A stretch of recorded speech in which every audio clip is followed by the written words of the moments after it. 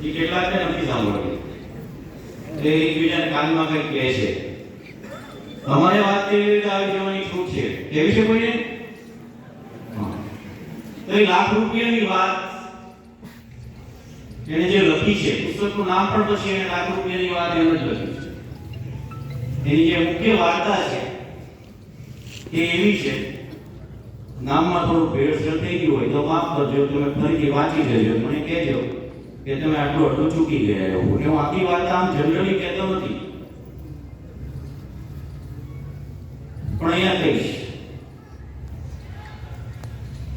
એક દિવસ સવાર પડી, આજુબાજુના ઘરમાં જેમ સવારે છાપું આવે એમ ટોમના ઘરમાં પણ છાપું આવ્યું. ટોમ એના પિતાજીએ, એના મમ્મીએ બધાએ છાપું વાંચી લીધું. પછી ટોમ ફ્રી એટલે એને પણ છાપું વાંચ્યું અને છાપાના એક સમાચાર જોઈને ટોમ વિચાર કરવા લાગ્યો કે આમાં હું શું કરી શકું. બપોર થઈ. બપોરે એના પિતાજી ભોજન માટે ઘેર આવ્યા. એને જમી લીધું પછી આ ટોમે એના પિતાને કહ્યું કે તમે મને 5 પાઉન્ડ આપશો? ટોમના પિતાજીએ કહ્યું બરાબર આપીશ. શું કરીશ? શું કરવા છે? એટલે ટોમે કીધું કે મેં આજે સવારે છાપું વાંચ્યું અને એમાં એક સમાચાર વાંચ્યા કે ડોક્ટર આલ્બર્ટ સ્પાઇઝર છે તે આફ્રિકાના જંગલમાં અત્યારે એક રોગચાળો ફાટી નીકળ્યો છે, લોકો ટપોટપ મરી રહ્યા છે અને એની સહાયમાં આ ડોક્ટર આલ્બર્ટ સ્પાઇઝર ગયા છે. એ લોકોની સારવાર કરી રહ્યા છે, દવાઓ આપી રહ્યા છે અને ધીમે ધીમે કેટલાક લોકો સાજા થઈ રહ્યા છે. પરંતુ દવાઓ હવે એમની પાસે ખૂટી ગઈ છે. આનો મતલબ એમને વાંચ્યું. એટલે એના પિતાજીને કહ્યું કે આવું મેં વાંચ્યું છે, તો તમે જો મને 5 પાઉન્ડ આપો તો એને દવાઓ મળે એવું હું પહોંચાડું. એના પિતાજી ને શ્રદ્ધા હતી કે બાળકનું મગજ પણ છે અને ચાલે છે, એટલે એને સલાહ નહીં આપી. એના પિતાજીએ એની સામે એક પ્રશ્ન આવ્યો કે તું એને મોકલીશ કેવી રીતે? સામાન્ય રીતે મા બાપ છે પછી હાથમાં લઈ લે અને છે હાથ પકડી મૂકી આવે આલ્બર્ટ સ્પાઇઝર સુધી. એવી કરે દિલ્હી ક્યાં એમ પૂછે, દિલ્હી મૂકવા આવી જાય. એટલા બધા આપણે વધારે પડતા ખોટી મદદ કરનારા માણસો છીએ.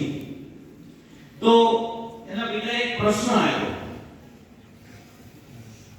બાળકે બહુ વિચાર્યું. સાંજ પડી ગઈ, રાત પડી, ઊંઘી ગયો, પણ વહેલી સવારે એને એક વિચાર ઝબક્યો અને જાગીને પહેલું જે કામ કર્યું એને એક પોસ્ટકાર્ડ લખ્યું.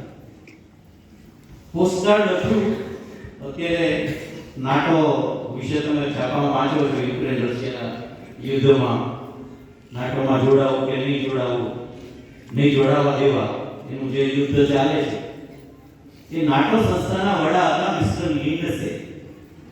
એ મિસ્ટર લિન્ડસેને એક પત્ર લખ્યો કે હું જાણું છું કે તમે આ તમારું કામ કદાચ નથી. હું જાણું છું કે તમે વિશ્વ શાંતિ માટેના પ્રયાસો કરી રહ્યા છો અને એટલા મોટી પ્રવૃત્તિમાં છો, પણ મને એમ લાગે છે આમાં તમે કંઈક મને મદદ કરશો. એમ કરીને આ ઘટના લખી કે આલ્બર્ટ સ્પાઇઝર આવી રીતે કરી રહ્યા છે, મારે 5 પાઉન્ડ પહોંચાડવા છે. તો મિસ્ટર લિન્ડસેને એમ લાગ્યું પત્ર મળ્યો ત્યારે આ સમાચાર તો મેં વાંચ્યા હતા. આલ્બર્ટ સ્પાઇઝર પાસે દવાઓ ખૂટી ગઈ છે મેં વાંચ્યું હતું, પણ મારી સંવેદના કેટલી બુદ્ધિ થઈ ગઈ કે મને આવો વિચાર નહીં આવ્યો. એટલે થોડી વાર વિચાર કરીને એને પત્ર છે એ આકાશવાણી પર એટલે કે રેડિયો સ્ટેશનના ડાયરેક્ટરને મોકલ્યો કે તમે એવું કરો કે આ લેટર વંચાવો અને લોકોને જાગૃત કરી આપો, તો બીજા લોકોને ખબર પડે, થોડી મદદ મળે. રેડિયો સ્ટેશનના ડાયરેક્ટર પણ એવા જ સહૃદય હતા. એને વિચાર કર્યો કે હું કોઈ ન્યૂઝ રીડર પાસે કે બીજા કોઈ પાસે વંચાવું, એના કરતાં જે બાળકને આ વિચાર આવ્યો છે એ બાળકનો જ ઇન્ટરવ્યૂ હું ત્યાં કરું તો કેવું? એટલે ટોમને રેડિયો સ્ટેશન પર લાવ્યા અને એની સાથે વાર્તાલાપ કર્યો અને પછી ટોમે છેલ્લે અપીલ કરી દુનિયાના લોકોને કે આવી રીતે ડૉક્ટર આલ્બર્ટ શ્વાઇઝરને આપણે સૌ ભેગા મળીને મદદ કરીએ જેથી જે લોકો મરી રહ્યા છે એને એ સેવા કરી શકે. અને કેટલી દવાઓ ભેગી થઈ હશે, 3 મોટા પ્લેન ભરાય એટલી દવાઓ દુનિયાભરમાંથી એમને મળી. પછી લોકોએ નક્કી કર્યું, જે મિસ્ટર લિન્ડસે નેતૃત્વ લીધું હતું, એણે કીધું કે આપણે બીજા કોઈને મોકલીએ એના કરતાં એક કામ કરીએ કે આ 3 પ્લેન ભરેલી દવાઓની સાથે એ નાનકડો બાળક એટલે કે ટોમ એ ત્યાં ગયો. ઘટના બહુ બધી સરસ છે. છેલ્લે આગળ શ્વાઇઝર છે, હું આખી વચ્ચે ટૂંકાવી દઉં છું, એ તમારે વાંચવાની છે. તો જંગલમાં તો શું મળે? લાકડાની પેટી મોકલેલી એક સરસ મજાની એને કરાવી, એમાં એક ચિઠ્ઠી લખી અને એ ચિઠ્ઠી કોના પર લખી હશે? બાળકને બોક્સ આપ્યું, પણ એ ચિઠ્ઠીમાં સંબોધન કર્યું હતું કે આવા સુંદર વિચાર આપનાર બાળકની માતાને વંદન સાથે.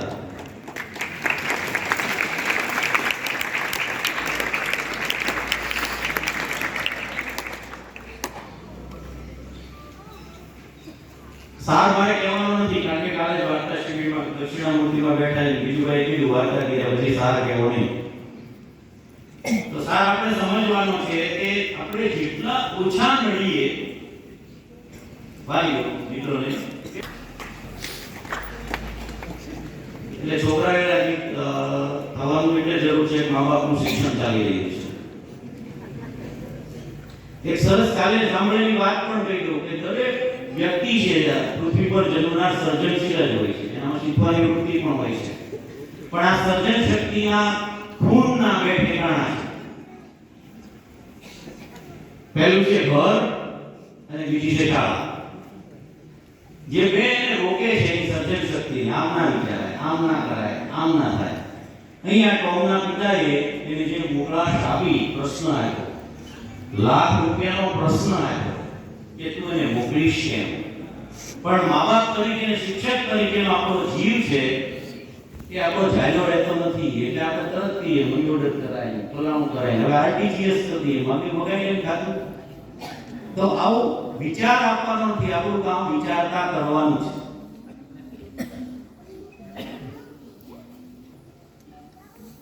આમ તો કેટલાય વાલીઓ અહીંયા ભણેલા છે, કોઈ વાલીઓ અહીંયા ભણ્યા હોય, અહીંયા ભણાવતા હોય બાળકોને એમાં? ઓકે, બરાબર, એક ભાઈ છે. તો એ બીજો પ્રસંગ આમ સાવ અમસ્તુ આનંદ માટે મારે તમને કહેવું છે, એમાંથી જે તમને સમજવું હોય સમજવાની છું.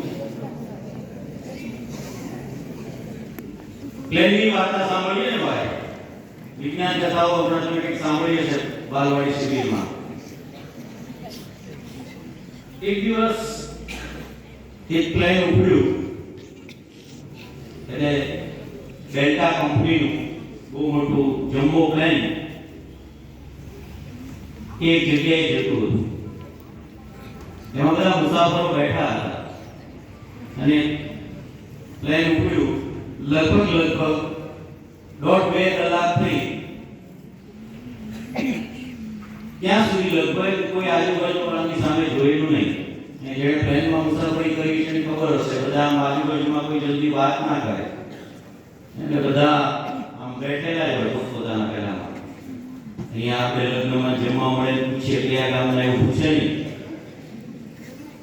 તો બધા ખુશ થઈને બેઠેલા હતા. પણ 2 કલાક પછી પાયલટે એર હોસ્ટેસને કોકપિટમાં બોલાવી અને કીધું કે એવી એક જાહેરાત કરો કે આપણું પ્લેન છે ક્યાંક જતું છે, એટલે તમે કીધું હતું ને એટલે કહ્યું અમેરિકા ન્યુયોર્ક જતું. એટલે આપણે ત્યાં અત્યારે ન્યુયોર્ક જવાનું નથી એવી સૂચના આવી છે, તો એની જાણ કરો. તો એરોસ્ટેસ કે મને પૂછશે મારે કારણ શું કહેવું, તો કે આગળના કારણની મને ખબર નથી, આટલી સૂચના છે, તમારે ન્યુયોર્ક નથી જવાનું, થોડી આ મિનિટ પછી બીજો સંદેશો આવે એ જગ્યાએ તમારે જવું પડશે. એટલે એરોસ્ટેસ કે ટેકનિકલ કારણોસર, મોટેરાઓને બહુ સારી ખબર પડે, ટેકનિકલ કારણોસર આપણું વિમાન છે હવે ન્યુયોર્ક થોડી વાર એટલે જતું નથી, પરંતુ આપણે બીજી જગ્યાએ આપણા પ્લેનનું ઉતરાણ કરવું પડશે. તો પ્લેનમાં ખળભળાટ થઈ ગઈ, શું થયું, કેમ થયું, ક્યાં જશે, તો ક્યાં જશે ખુદ પાયલટને ખબર નથી, એરોસ્ટેસને તો ક્યાંથી ખબર હોય, પણ પછી ખળભળાટ શરૂ થયો. એટલે ડિઝાસ્ટર શરૂ થયું. જ્યારે જ્યારે ડિઝાસ્ટર શરૂ થાય ત્યારે છૂટા છૂટા લોકો છે ને ભેગા થવા લાગે. જે એકબીજાને પૂછતું ના હોય ને હવે એકબીજાની હૂંફની જરૂર ઊભી થાય. થોડી વાર પછી એવી સૂચના આવી કે આપણા નજીકનું એરપોર્ટ જે ખાલી છે અત્યારે તમારું ફ્લાઇટ ઉતરાણ કરી શકે એ ગ્રીનલેન્ડ એટલે ડેનમાર્કનું એક ટેરેટરી છે, એ ગ્રીનલેન્ડના કોઈ નાનકડું શહેર 10-15 હજારનું છે, એના એરપોર્ટ પર આ ફ્લાઇટ જશે.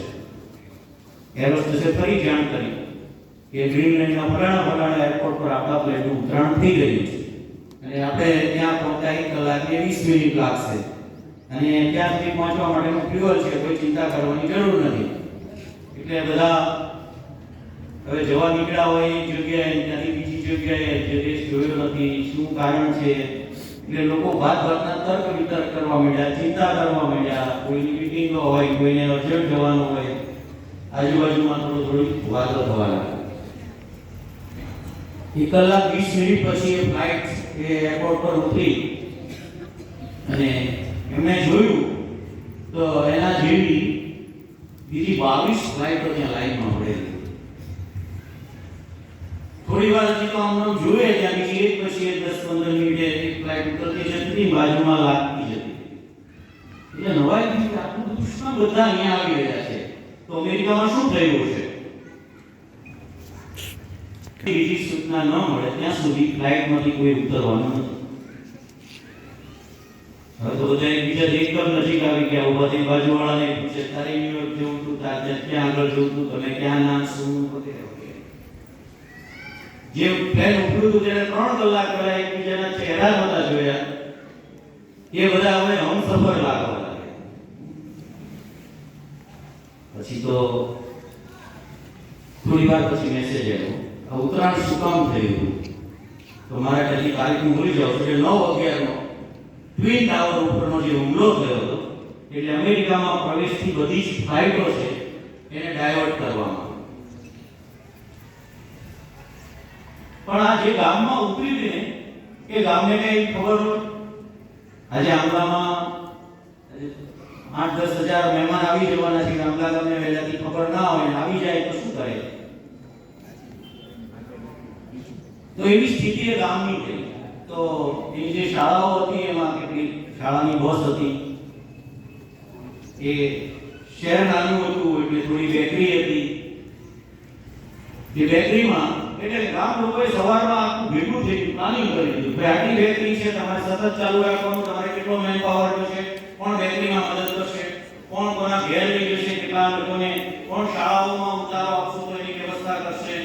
પહેલા ગામ લોકોએ આવી જાવ ઉતરી જાવ એવું નહીં કરે, સરસ પ્લાનિંગ કરી કે લગભગ 50-52 જેટલી ફ્લાઇટ અને પછી એક આગળ વધી બસ આવે અને એક ફ્લાઇટના લોકોને લઈ જાય, યોગ્ય જગ્યાએ મૂકે.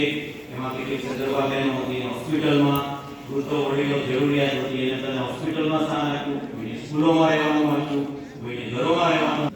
પણ આમ કરતા કરતા એક દિવસ પસાર થયો, 2 અને 3જો દિવસ આવી ત્યાં સુધી સ્કૂલના બાળકો છે એના મહેમાનોને લઈને જંગલમાં ફરવા લઈ જાય, તળાવમાં તરવા લઈ જાય અને એની સાથે વાતો કરે, એની પાસેથી શીખે.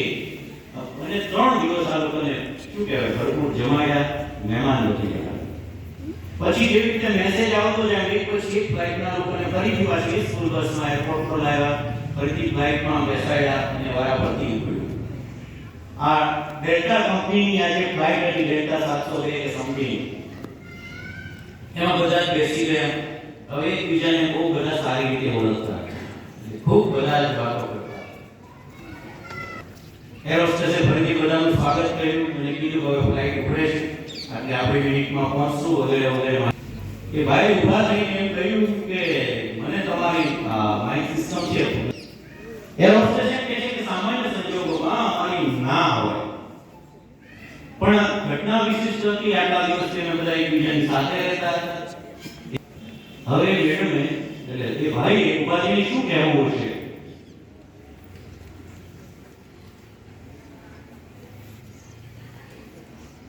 શિક્ષકનું મા બાપનું આ કામ છે. હવે રાષ્ટ્રીય શિક્ષણ નીતિમાં એવું છે ક્રિટિકલ થિંકિંગ કરતા શીખવો, ક્રિએટિવિટી શીખવો એવું હોય. એટલે થોડું મગજ ધમધમતા, એટલા માટે હું તમને પૂછું છું શું કીધું છે ભાઈ?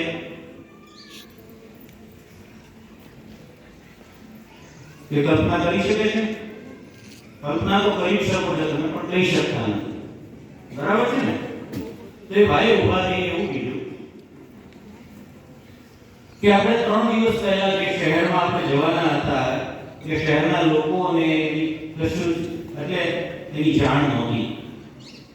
આપણે ઓચિંતા ગયેલા એવા અતિથિ હતા અને આટલા બધા હતા, એક બે હોય એટલે સાચે જુદી વાત. આટલા બધા લોકોને, એ ગામ લોકોએ, એ શાળાના બાળકોએ એને જે કરવું પડે એમાંથી એને શ્રેષ્ઠ કર્યું.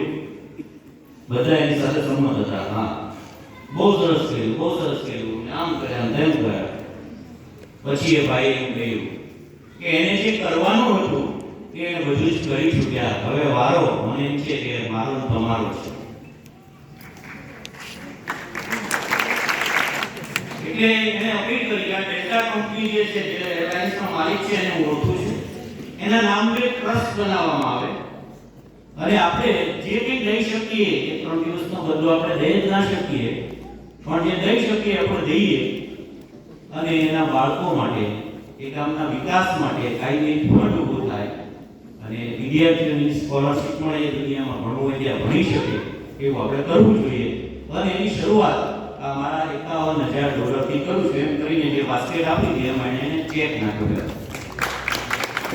પછી એ બાસ્કેટ ફેરવી પ્લેનમાં અને પછી તો નીચે ઉતર્યા. પછી બાકીના બધા જે હતા એ લોકોને અપીલ કરવામાં આવી. આજે પણ હું એ શહેરનું નામ ભૂલી જાઉં છું, ગ્રીનલેન્ડનું જે નાનકડું શહેર છે, એમાં આજે પણ ડેલ્ટા 007 કે જે ફ્લાઇટ નંબર હતું એના નામ ટ્રસ્ટ ચાલે છે અને વિદ્યાર્થીઓને મદદ મળે છે. તો આવી ઘટના એટલા માટે કહું છું, શું કામ કહું છું એ તમને ખબર છે કે અહીંયા અમે વાલીઓને એટલા માટે પૂછું, ભૂતપૂર્વ વિદ્યાર્થીઓ તો વધારે સારી વાત હતી કે સંસ્થાએ આપણને જે આપવાનું છે, જે કરવાનું છે એ કરે છે, એમાંથી પામ્યા છે. હવે તો બહુ સ્થિતિ સારી છે, પણ મારે એમ કહેવું પડે કે લોકભાગની સંસ્થા પાસે રસ્તામાં ભાવનગરથી ગઢડા જાવ છે, ગઢડા પાસે માંડોદરામાં ગામ છે, પણ અંદર જવાનું ક્યારે બનતું નહીં, એવો પરિચય પણ નહોતો. પણ મને લોકભારતીનો સાચો પરિચય IIM અમદાવાદના પ્રોફેસર વિજય શેરીચંદે કરાવ્યો એમ કહો તો ચાલે. એણે મને એક શ્રેણી આપી વાંચવા માટે. એ શ્રેણીનું નામ હતું ઝાડના પાકા ફળ. જે વાંચીને મને લોકભારતી ઉપર જે અત્યંત માન થયું. તો એવી સંસ્થાઓ લોકભારતીમાં ભણ્યા પછી આખા ગુજરાતમાં એટલી બધી જે સંસ્થાઓ છે કે પહેલી પેઢીમાં જે વિદ્યાર્થીઓ ભણવા આવ્યા કે ઘરે ખાવાના ફાંફા હોય અને એને બદલે આવી સંસ્થાઓમાં ભણ્યા અને કેટલાક સંસ્થા પોતાની બનાવી, કેટલાક પગભર થયા, પોતાના કુટુંબ માટે એક મોટો આધાર બન્યા. એટલે કે જેમાં ઘરમાં હતા ખાઈ પી શકતા ને બદલે આખો વિકાસ તેના જીવનમાં એક બહુ અસરકારક પરિબળ તરીકે આવી બધી સંસ્થાઓએ ભાગ ભજવ્યો છે. તો મારે એમ કહેવું છે કે દુનિયાની શિક્ષણની સંસ્થાઓ કે આટલો મોટો રોલ કર્યો, હવે જે રોલ કરવાનો છે, હવે જે ભજવવાનો છે રોલ, એ બધા વિદ્યાર્થીઓએ.